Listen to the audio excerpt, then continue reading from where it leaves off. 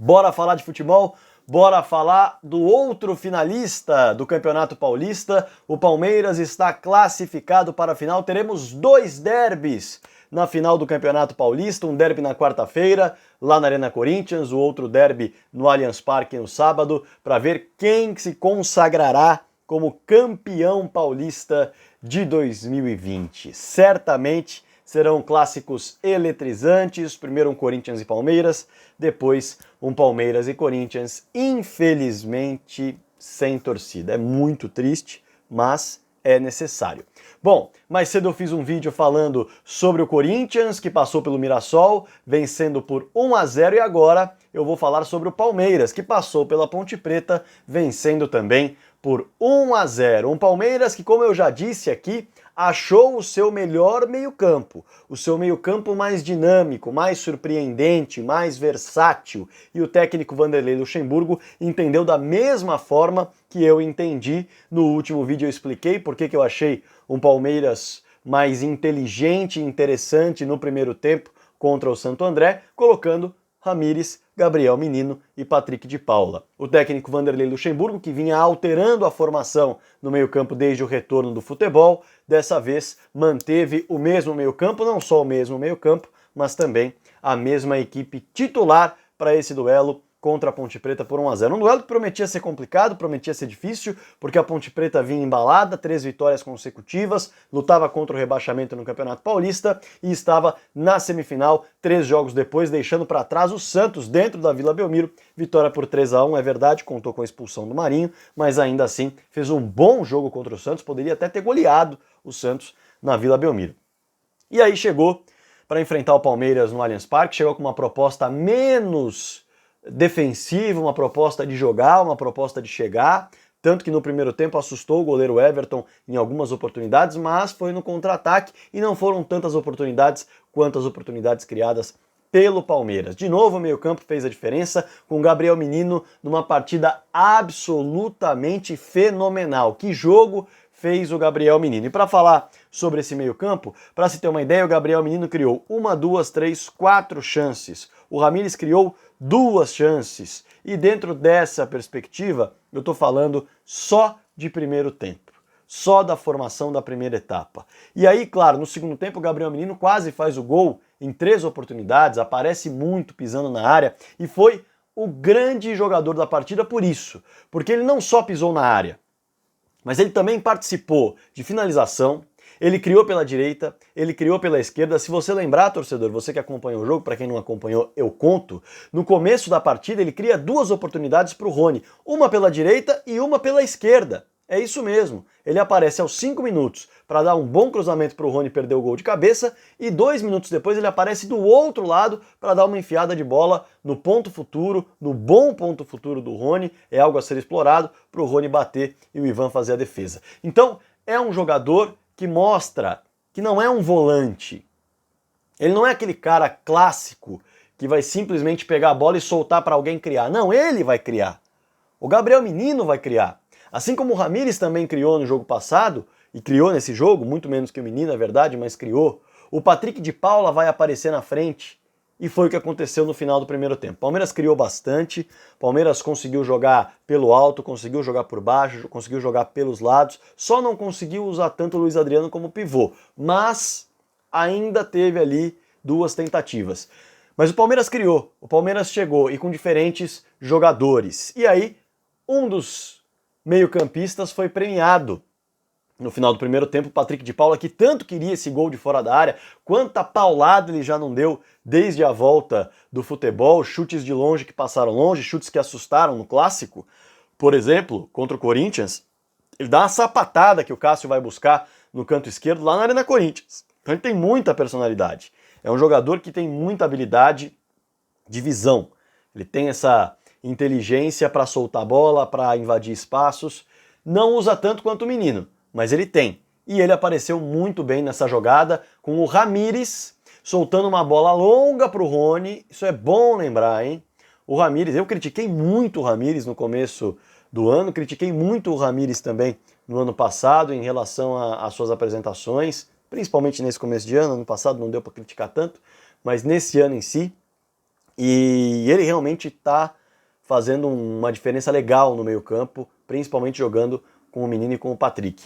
E aí ele consegue dar esse passe longo, e nesse passe longo, que chegaria no Rony, o zagueiro consegue cortar, mas a bola sobra limpa para o Patrick de Paula ajeitar, bater e soltar o pé fazendo um golaço. Um bonito gol, ainda que tenha desviado, mas pela força do Patrick, também pelo lançamento do Ramírez. Me pareceu muito interessante. E o Palmeiras, na bola longa, na bola curta, foi criando e foi jogando. Acho que o problema do Palmeiras não está mais no meio-campo. O Palmeiras já achou o seu trio de meio-campo jogando dessa forma. Maltratou a Ponte. O Palmeiras teve muitas finalizações durante o jogo. O Sport Interativo fez a conta de 22 finalizações. 11 no gol. 11 no gol. Então, 3 na trave. Então o Palmeiras machucou, o Palmeiras criou e além de criar, também concluiu. Mas as conclusões ainda estão pecando. O Palmeiras, por exemplo, eu separei aqui, poderia ter feito 6 gols com Rony e William. E não fez. Quem fez foi o Patrick. Separei os lances para você lembrar. Aos 5 minutos de cabeça, o Rony não consegue fazer o gol, perde a oportunidade. Aos 7 minutos, o Rony tem a enfiada de bola que já foi citada aqui também, do Gabriel Menino, chuta rasteiro, perde a oportunidade, não chutou bem. Passe de Ramírez em contra-ataque. Numa roubada de bola do Ramírez, ele solta para o Rony livre na direita, ajeitar, bater e bater muito mal na bola. Ele tinha liberdade, podia até carregar mais, tinha gente entrando na área, mas ele optou por chutar, perdeu a oportunidade também. O William, olha só, o William recebe uma bola na área e ele acaba, aos 16 minutos, ele acaba recebendo essa bola, é do menino, se não me falha a memória. E na hora de chutar ele demora um pouco mais e o Apodi vem, dá o carrinho e impede que ele consiga acertar o gol. Depois, o Rony dá um passe para o William num contra-ataque, ele finaliza 2 vezes e não consegue fazer o gol, finaliza em boas condições. Depois, passe do Luiz Adriano, esse lance com o Rony foi aos 27 minutos, do Luiz Adriano aos 30 minutos. Ele recebe um passe, depois o Rony pela direita fazer a jogada, tentar o cruzamento.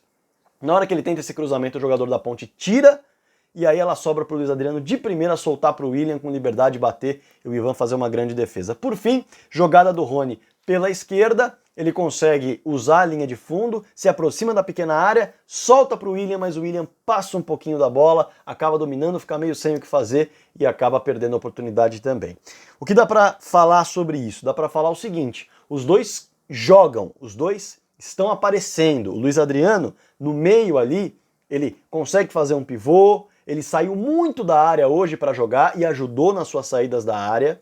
Dá para dizer que ele ajudou no meio-campo, ele ajudou quando deu passe de primeira. Então, ele está tentando jogar. Agora, os pontas estão recebendo mais as bolas e a coisa não está rolando. Dá para perceber que o Rony é um jogador muito mais de passe do que de finalização. O William é um jogador de muita finalização, mas a bola não tá entrando. E quando você tem um jogo que você vence por 1-0, beleza perder esse tanto de gol porque você venceu. Agora, certamente, se o Palmeiras empata com a Ponte Preta, vai para os pênaltis e passa, seria algo muito complicado. Ou se até empata com a Ponte Preta e perde, então nem se fala. Então, pé na forma, principalmente, hein? Principalmente, porque chances estão aparecendo, o Palmeiras está criando, mas os atacantes não estão aproveitando, tanto que o gol da vitória é do Patrick de Paula. No segundo tempo, é legal destacar, o Palmeiras passa a chamar um pouco mais a Ponte Preta. O Palmeiras faz algumas alterações e termina o jogo, para se ter uma ideia, com Gustavo Scarpa, Zé Rafael, Lucas Lima e Bruno Henrique, formando um 4-4-2, é isso mesmo. As linhas do 4-4-2 defensivamente não ficaram tão bacanas. A Ponte Preta conseguiu chegar, mas a última linha, a linha que envolve os zagueiros e os laterais, travou bem, travou bastante. Mas deu para jogar ali nas costas dos volantes, isso é algo que tem que se trabalhar, porque pode sofrer, numa ocasião dessas, uma jogada ali de superioridade numérica, uma tabela, e você tá só de frente para a última linha, o restante ali é o goleiro. Então, é preciso trabalhar. Uma linha bem pouco marcadora quando você tem Lucas Lima, Scarpa, Zé Rafael e Bruno Henrique. Talvez o Bruno Henrique seja o melhor marcador ali, que o Zé Rafael não é um grande marcador. Então, é preciso pensar um pouquinho. Mas ainda que nesse 4-4-2 o time criou, principalmente com o Scarpa, que entrou muito ligado na partida. O Scarpa entrou muito vivo no jogo, se movimentando não só pela direita, mas também invadindo a área, pisando na área, quase fez um golaço de fora da área, ele tem que usar essa arma, porque é isso que o diferencia, então ele tem de usar essa arma. O Lucas Lima entrou no jogo assim como o Zé também entrou bem, eles conseguiram ter uma sintonia bacana, mas ainda assim o time jogou melhor no primeiro tempo. Ainda assim o time conseguiu desenvolver melhor ofensivamente no primeiro tempo. Com um asterisco. O Palmeiras sofreu menos no segundo tempo, em termos de finalizações da Ponte Preta. Mas aí também envolveu um desgaste muito grande da Macaca e um receio também de levar o segundo gol e perder de vez a partida.